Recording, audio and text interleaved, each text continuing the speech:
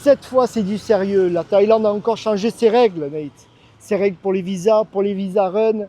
Et on va essayer de comprendre un peu tout ça. Ils ont changé en novembre 2025.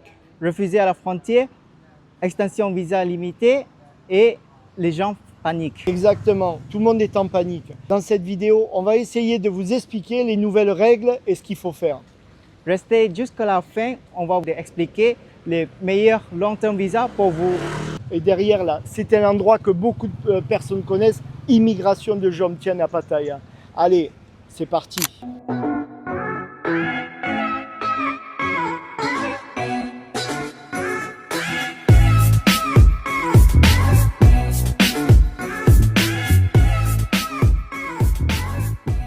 Salut à tous, bon retour sur notre chaîne. Moi c'est Nate. Et moi c'est Xav.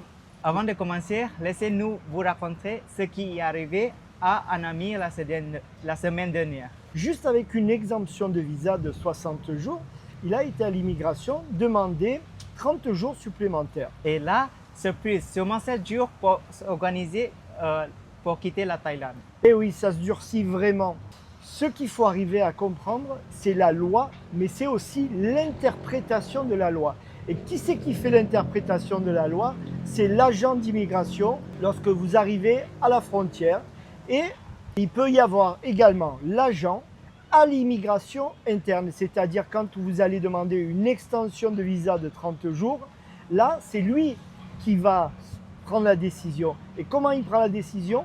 D'ailleurs, comment ils prennent la décision à la frontière ou ici dans une ville, c'est en regardant votre passeport. Et c'est lui qui va juger si oui ou non il vous fait rentrer ou si oui ou non il vous extend de 30 jours.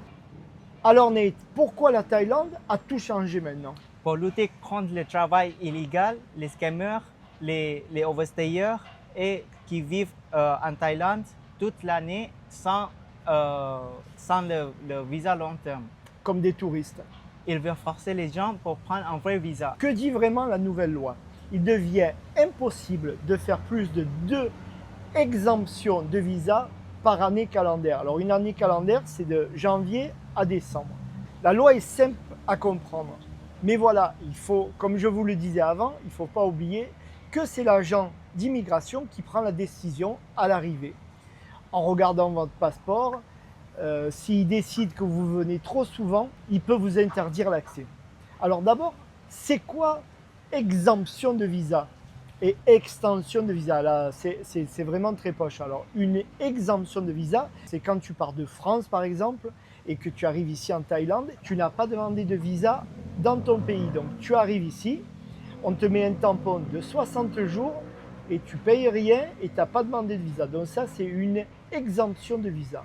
Après, c'est quoi une extension? Une extension de visa, c'est quand tes 60 jours sont terminés, et d'ailleurs avant que tes 60 jours soient terminés, tu vas dans un centre d'immigration dans la ville où tu habites, et là, tu demandes une extension de visa pour 30 jours.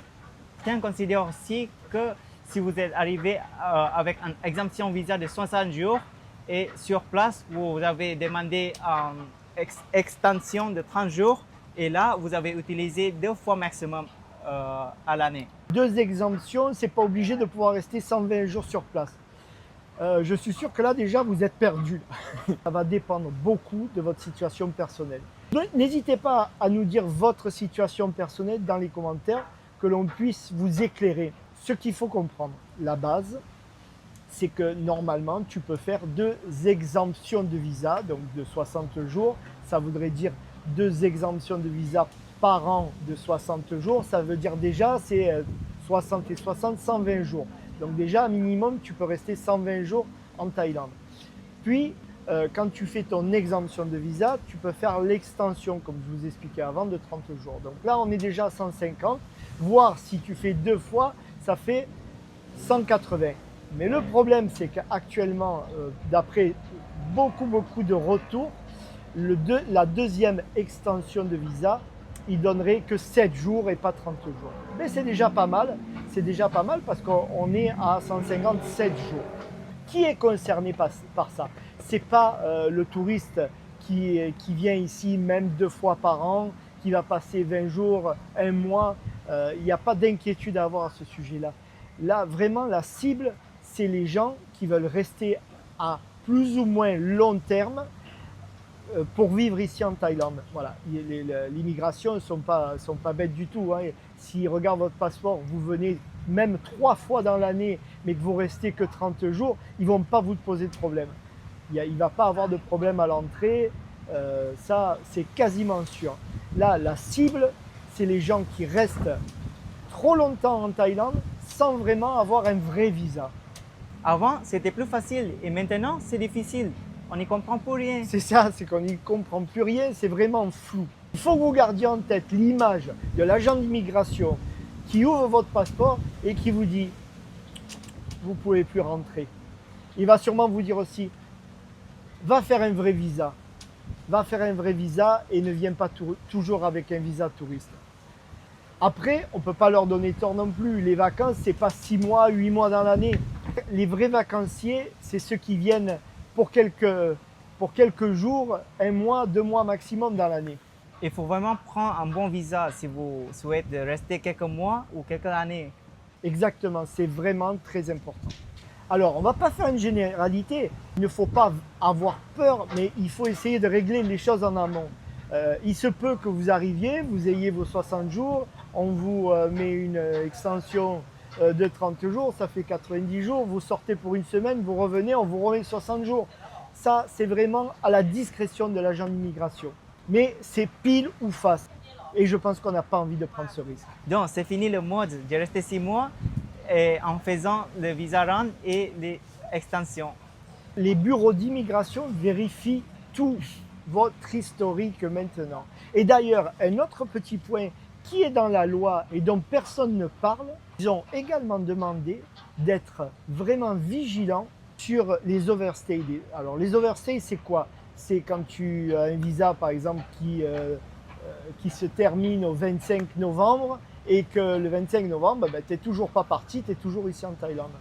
Donc ils ont demandé à l'immigration, le gouvernement a demandé à l'immigration, mais aussi à la police, d'être vigilant sur ce point précis. Ça veut dire quoi? Ça veut dire que tu es en scooter, tu te fais arrêter par la police, et on sait que ça arrive souvent, ils vont contrôler ton passeport. Alors déjà, il faut toujours avoir son passeport sur soi. Si tu n'as pas ton passeport, c'est vrai que des fois, avoir son passeport sur soi, on a peur de le perdre. Donc, au moins une photocopie de ta page de passeport ou une copie sur ton téléphone et aussi des tampons ou de ton visa.